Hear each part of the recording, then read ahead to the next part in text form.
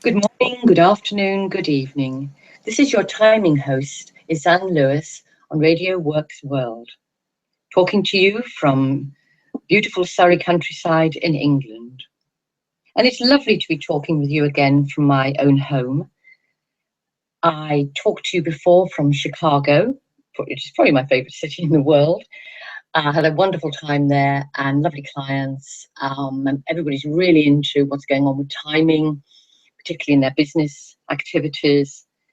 The actual recording wasn't very good from where I was, and I think Marina and I are going to put it on again to follow this. And if you'd bear with me, some of the words are a little bit squeaky, then the content I think was quite valuable because I was talking about synchronicity and thinking and acting outside of time. So if you're curious about that, maybe you'd like to hear the recording and perhaps use that information, because we are living in, well, I'm going to use the word quite mysterious times. And I think it's getting a bit old hat now, a bit perhaps over familiar, the idea that what's happening with time. I think very few people wouldn't nod their heads and agree with me on that. And I'm sure, Marina, you would as well. Time seems to be running away with us. In fact, one day, just to sit down and write all the expressions we have about time, what we use in everyday lives, those expressions, might be quite useful, and see how many run you. Yes, well, today is quite a special day. It certainly was to our ancestors, going way, way back in time, particularly those who lived close to nature, to the earth, because this morning, British summertime, 10:30 in the morning, we had a solar eclipse. It was 97% visible over Africa, but even so, it affects us. It's called an annular eclipse. Now, there was a new moon this morning at 10:30 British summertime, and there's a new moon every month. 2 weeks later, there's a full moon. And so the beautiful cycles and rituals of the heavens go on. But twice a year, we have what's called a solar eclipse, which can only occur at a new moon, the beginnings of things, the seeding of new things. And that's when the sun and moon are in the same sign of the zodiac, the same degree. In this case, in Virgo, the last sign of summer. Each of the seasons have 3 zodiac signs, and summer has Cancer, which is a water sign, Leo, a fire sign, and Virgo, an earth sign. And the end of summer, it's a beautiful sunny day here in the south of England, but it is really at the end of summer, and it's the harvest time. And in the farming communities and nature, the harvest is literally sorting out what is kept and what is stored, what is thrown away. In a sense, symbolically, it's like putting something through a sieve, a big colander. What stays behind, what goes through to be used. Stretching our imaginations a little, though perhaps not too much, we can apply that very much to our own lives. And I think it's an important time now, this whole month of September, in fact, timing-wise, of looking at, not getting over what I call clogged. So imagine like a big colander where you're putting things through little holes and the best comes through. So not allowing it to get too heavy and to hold on to what we don't need to. Eclipses have quite a reputation. They do come in pairs, they come as a pair. And at the full moon in 2 weeks' time on the 16th, around about the 16th of September, at the full moon, there's a lunar eclipse. Sun and moon are in opposite signs. So the moon will be in Pisces, sun in Virgo, they're a polarity. And that is the polarity of assimilation, elimination, flow, the whole lymphatic system of our body, of the earth. How healthy is that? Because the lymphatic system is very much linked with the immune system. And we know that under stress we can suffer from a lowered immune system. And the earth can as well. So this month, I feel, is very much a kind of salute to nature, to this wonderful earth, Mother Earth we live on. How well it works, no matter what damage we do to it. And we do. That perhaps it'll probably survive us. It is incredibly resourceful. but it's an opportunity month to look at conservation, environment, and also the sign of Virgo is very much the sign of our health. We often get into regimes like diets, working out, regular medical checks, whatever, and we sometimes overlook, although we know it theoretically, that our mind and emotions play a huge part in our bodies. Yes, we know that, but how often do we look at what we're digesting from life, what we read, our thoughts, the media? How well are we digesting that? And if it's not particularly healthy, it's kind of junk, like junk food, it's important that we find ways of eliminating, like fresh water going through us. Nice analogy, I feel, and very important at this time. Timing-wise, our ancestors understood the eclipses as portents of big change. Things are rebooted, they're upgraded, and to do that sometimes there are wake-up calls. The earth could sometimes feel those tremors. We had that dreadful earthquake in Italy very recently. That's not uncommon at times of eclipses. And I liken it also to little earthquakes or big earthquakes in our systems. If we've been living with too much stress and we haven't looked after ourselves, we really haven't looked after ourselves, then even big nervous breakdowns can occur, like big earthquakes. If we're able to recognize that we're under stress, that actually the world will last without us, and that, yes, people aren't less important than us, but they're not more, and we have to value ourselves, then I think we can perhaps have a little what I call little breakthroughs. And you notice solar eclipse, when the moon temporarily blocks the sun's radiance, the moon represents our past, our conditioning. I've talked about this before in my shows. And when it does that, it's not just for a moment, but those 3 days that have led up to today, that's the dark moon anyway, the 3 days before the new moon, a time when our ancestors made sacred the need to retreat a bit, to have a little bit of chaos coming in, to listen to the inner world. How about that for timing? And then at the new moon, seeding, putting new things into being, new ideas, starting a project, starting a new communication.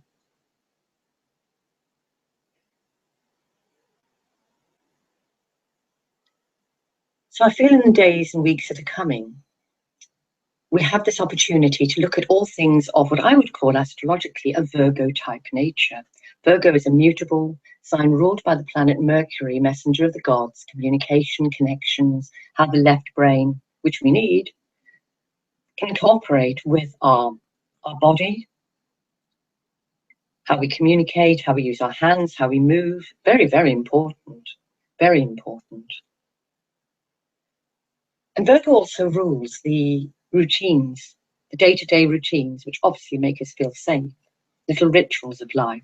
And we need them, nothing wrong with them. We need to wash up, we need to clean our teeth. But how mindful are we when we're doing those things? How present? Again, being in the moment.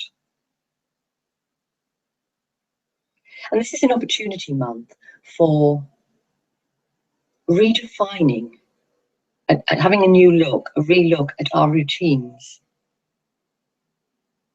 And today in particular, this day of the solar eclipse, if you can, at least for a little part of today, and no doubt you filled your calendars with things to do and you can't always change them, but today, and if you don't, maybe tomorrow or over the weekend, to recharge your batteries, to take more rest.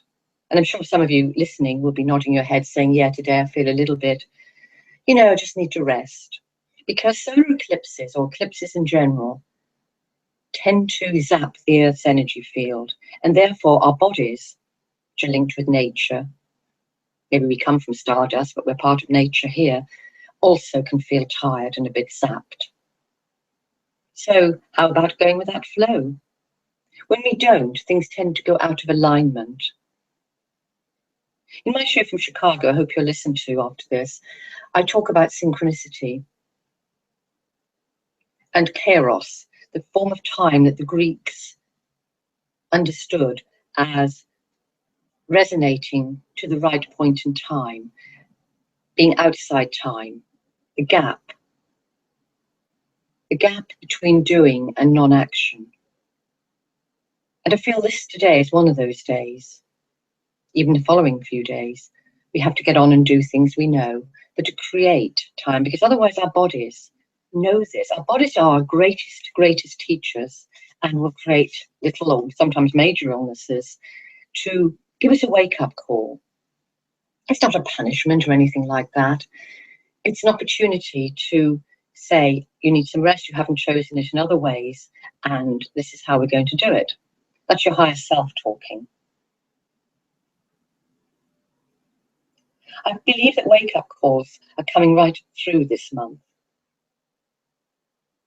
so we can adjust the lenses we see ourselves and the world through. I think it's important to align our minds and bodies much more this month. We have an opportunity to do that. The planets always give those kind of intros, those messages that we can choose to ignore or we can choose to cooperate with. I know what to me feels the better. And as a result this month, we can gain a more comfortable relationship from being in a body and choosing how we see, we think, and how we relate to things. As we move toward the middle of September, the link more with the heart and the mind will come into prominence, how we connect those two up, how we mentor ourselves. And we all notice in societies how it's used to do with health regimes, health systems, hospitals, employment issues will take more precedence and rectification possible. Rectification begins with the prefix re, re. Now, the ruler of Virgo, Mercury, 3 or 4 times a year goes retrograde. Some of you have heard me talk about this before. It doesn't move backwards physically, but its orbit slows down in relation to the Earth. And if we look at an ephemeris, the book of the astronomy, where all the planets and zodiac signs are, the degrees appear to move backwards. A very important time from 31st of August, or 30th of August, just gone, to the 22nd of September, maybe a little longer than that, to totally realign back into a left brain, logical, linear mindset. But between now and then, with Mercury retrograde, anything with the prefix re applies, re, to rectification, revisit ideas, relearn things, relook at things. You may find that people come back into your life you haven't seen for a while. You may have found that already in the last couple of days. Lost objects can reappear. If you visit a place, it's quite likely in the future you'll return to it, even if you don't plan on doing that. Above all, it's an opportunity not to try and absorb too much information, rush too far ahead. It won't work, or not very well. To actually leave gaps, to, in your wisdom, to step back a little bit. Again, that gap in time, being outside of time. And you'll be glad that by not rushing forward, putting off, not so much putting off doing something, because that can be very irritating to the outside world, but pacing yourself, that a better answer or contact or timing will step in. I personally like those 3 weeks from Mercury, the god of communication, the connector, is retrograde. It allows us to use our right hemisphere of the brain, our pattern builder, our intuition, our imagination, the visual side, to apply more. We have had an overload of information in recent times. It's all there for us. I know when I started my work in the late 70s, early 80s, particularly with astrology and metaphysical, philosophical subjects, there was nothing like the plethora of information that is around today. We can easily get overloaded. And what happens when we get overloaded? Even machinery picks that up. With Mercury retrograde, be conscious of backing things up on your computers, devices, of doing MOTs, checking things out. I think that's quite important. I came across a lovely expression once. Never make the mistake of letting a machine know you're in a hurry. I'm sure you can laugh at that too. So burnout is never good. And I feel that this month, harvesting, taking your time, preparing for the future is very important. In one of my other shows, I talked about the rather challenging angle between Saturn and Neptune. Saturn, which represents our boundaries, good and bad. They have both sides of them, good and bad, boundaries, walls. And Neptune, which likes the escapism, the imagination, and compassion, and perhaps a lack of limits. This particular angle has been going on a couple of years and has its final aspect, if you like, this time round, on the 10th of September. So it's a good opportunity to look at your inner characters of Saturn and Neptune. Where do you perhaps have no limits and drain yourself and maybe others? Where there's confusion, where there's fog? And where do you have boundaries out of fear, or where do you have healthy boundaries and authority? This cycle of these two planets started in the late 1980s, so think back to then, what was going on, particularly in Europe. So I think now the fog, which has been hanging around us for a little while, and with fog we should really stand still a bit, is lifting. And out of that melting pot comes new energy. So it's quite exciting. And one of the major players in the heavens, Jupiter, who is called the king of the gods, Zeus to the Greeks, Thor in the Nordic tradition, they all have their own names. Jupiter's our largest planet and has a 12-year cycle. Think of 12, how that runs through the Bible, religions, mythology, the atom even, everything. And Jupiter, in once every 12 years, enters Libra, the sign of balance. It enters it on the 9th of September, 9/11. Actually, 9/11, that terrible event with the Twin Towers, occurred exactly 180 months ago. That's half the 360-degree circle. Yes, it's an angle of tension, but I think it's an opportunity, because it gets externalized, to really start to form new agreements, not just the world at large, to stop this fear which breeds mistrust and hatred, but also within ourselves, the inner saboteur, the inner terrorist, the inner war builder. It's an opportunity in our own everyday relationships, because Libra rules relationships, to get new agreements and to know that what we attract from the outside world is our greatest teacher. It's up to us, our free will, how we handle it. Jupiter stays in Libra for the next 12 months. Plenty of time to form those new agreements, soul contracts with ourselves and with others. You know, what a lovely opportunity. I think so anyway.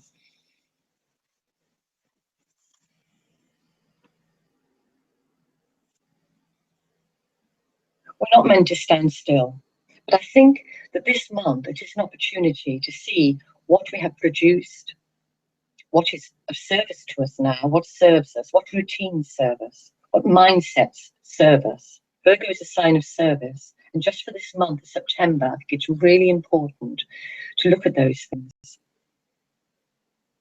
And then, as this year moves on, timing-wise, we have a lovely opportunity to reach out from our new understanding to other people, globally and personally.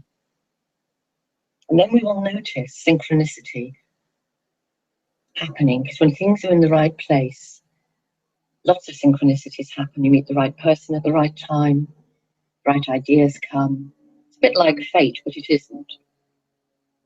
The great psychologist Carl Jung coined that phrase, synchronous events, and he called them meaningful coincidences when we're on the right track. And that's what my show from Chicago is all about, which I hope you'll listen to. So I'm really, really looking forward to meeting some of you. And I'm really looking forward to the award ceremony on the 2nd of October. How exciting, and what a wonderful opportunity I have through Marina and Radio Works World. I'm so appreciative, and to have this opportunity to talk with you, my listeners. So I wish you lovely days ahead, lovely harvesting days, lovely preparing days,